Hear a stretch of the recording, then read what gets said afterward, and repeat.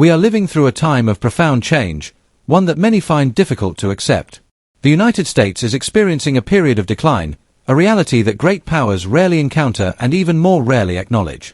For over 150 years, the US rose to global dominance, but it is now clearly on a downward trajectory. This shift is hard to confront, especially when national leaders avoid speaking honestly about it. As a result, confusion and division have grown within American society, fueled in part by this collective denial. A clear sign of decline is the pattern of military failures the US has faced. The Vietnam War ended in 1975 with US forces withdrawing after being defeated by the Communist Party of North Vietnam, an outcome unfamiliar to many younger Americans. Subsequent wars in Afghanistan and Iraq similarly ended without success, with the Taliban now back in power and Iraq remaining unstable. The ongoing conflict in Ukraine is increasingly viewed as another example of strategic miscalculation. These setbacks highlight the diminishing reach of American power abroad. Simultaneously, global influence is shifting elsewhere. Indonesia, a populous country of 280 million people, has recently joined BRICS, an economic bloc originally formed by Brazil, Russia, India, China, and South Africa. This alliance now includes over 20 nations and represents between 55% and 60% of the world's population, far surpassing the US, which accounts for just 4.5%. Economically, BRICS countries now produce roughly 36% of global output, while the US and its G7 allies contribute only 28%. The center of economic gravity is clearly moving eastward, especially toward China, which has become the fastest-growing major economy. Increasingly, developing nations look to China for trade, infrastructure, and investment, often receiving better terms than those offered by Western countries. In Africa, for example, Chinese companies are building most of the continent's rail networks. Yet despite these dramatic shifts, many Americans remain unaware, largely shielded by media that rarely reports on these trends. Denial persists, even as China now rivals the US in nearly every major technology sector. Offers of cooperation from China and Russia have often been dismissed, not necessarily out of strategy, but possibly out of unwillingness to accept a changing world. 15 years ago, as environmental and energy concerns became more pressing, every major car manufacturer began investing in electric vehicles, EVs, positioning them as the future of transportation. On the surface, this shift from gasoline to electricity seemed like progress.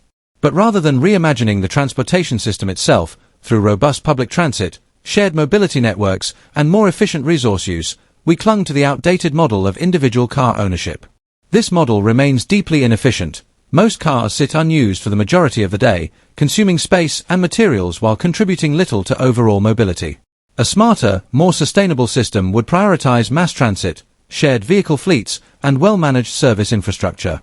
Instead, we got Tesla and Elon Musk, a continuation of the profit-driven model, with EVs marketed as a cleaner version of the same consumer product. Car companies saw in EVs a way to preserve profit margins, not challenge the underlying system. Among global automakers, one company rose above the rest: BYD, Build Your Dreams, a Chinese firm that cracked the code for producing high-quality, low-cost electric vehicles at scale. BYD is now leading in many international markets, but not in the United States, where most Americans have never seen, let alone driven, one of their cars. The reason is simple. BYD vehicles are effectively banned in the US due to a 100% import tariff, initially imposed by President Trump and later upheld and increased by President Biden. This tariff doubles the price of a $30,000 BYD EV, making it uncompetitive compared to domestically produced EVs from Ford or GM, which are often less efficient and more expensive to begin with. While marketed as a way to protect American jobs, the tariff mainly serves to shield domestic automakers from superior foreign competition. It sustains their profit margins but at a broader cost to American consumers and businesses, especially logistics companies and tradespeople who could benefit from affordable electric trucks. In contrast, buyers in Europe, Latin America, and much of Asia are gaining access to BYD's full-value products, reaping both economic and environmental benefits. This pattern repeats across industries and reveals a deeper truth.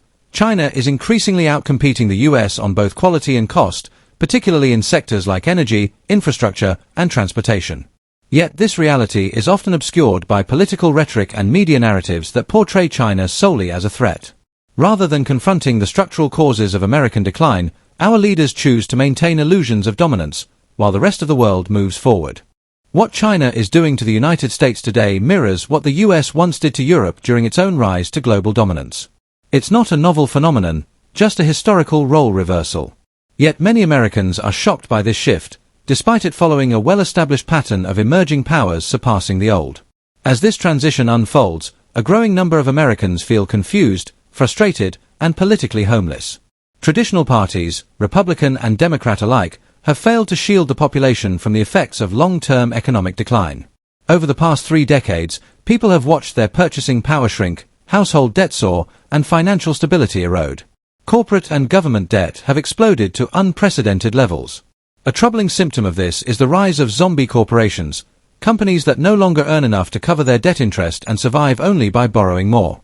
This cycle is unsustainable, but it continues, sustained by cheap credit and investor complacency. Much of this borrowing is financed by foreign creditors. Surprisingly, 2 of the largest holders of US government debt are Japan and China, with China alone holding around $850 billion. This means a portion of your taxes, whether from income, sales, or excise, goes toward paying interest to China. Ironically, that money contributes to China's own development, including the growth of its military, even as American officials cast China as a strategic adversary. Even more paradoxical is the fact that some of this borrowed money is used to fund US military aid to Ukraine, despite China backing Russia in the conflict. In essence, China lends to the US, which then arms the country China's ally is fighting. It's a bizarre and contradictory loop that reveals just how tangled and incoherent the global financial system has become. All of this reflects a larger truth: the American empire is declining. The US no longer dominates manufacturing, trade, or global finance as it once did. The US dollar, once the undisputed global reserve currency, is losing its share, down from 70 to 80% to roughly 40%. Former President Donald Trump tapped into the resentment and economic anxiety caused by this decline. His political ascent was powered by widespread disillusionment with a system that seems rigged against ordinary people. Historically, when empires falter, those at the top move quickly to protect their wealth and influence, often by shifting the burden of collapse onto the working and middle classes. The result is deepening inequality and social fragmentation. Yet voters, lacking real alternatives, continue to support parties that offer little more than empty rhetoric. Both sides promise solutions, but neither seems able, or willing, to confront the structural challenges of a system steadily slipping from their control. In a rational world, our leaders would level with us. They'd say, yes, our empire is in decline. It will be difficult, but we must face this together.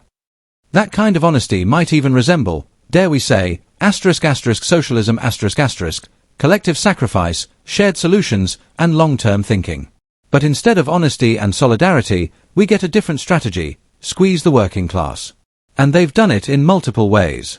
For decades, labor unions, once the main vehicle for securing fair wages and protections, have been systematically weakened. Political leaders and media outlets have portrayed them as corrupt, inefficient, or obsolete.